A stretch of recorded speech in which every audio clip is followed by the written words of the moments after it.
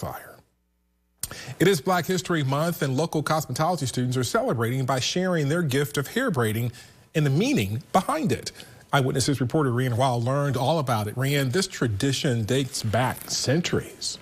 That's right, Wendell. I met students at Tricoci University of Beauty Culture in Rockford, and today they showed me why this hobby means so much to so many.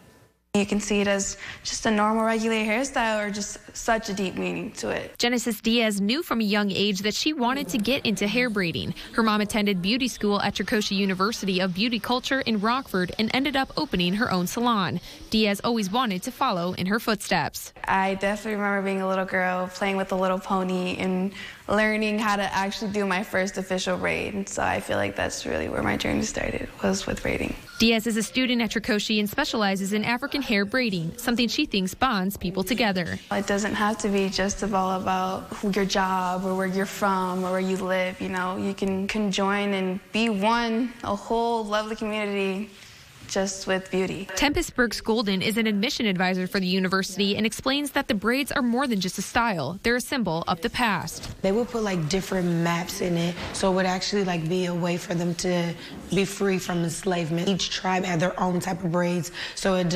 identified if you were married, if you were single, what kind of status, wealth you had by the braiding of your hair. Burks Golden believes understanding someone else's culture is crucial to coming together as a community. It's always important to know somebody else's history to understand them better. Like, you have a different background, I may have a different background, but understanding is how we are able to bridge that gap. One thing is for sure, the thing that brings us all together, hair. Hair.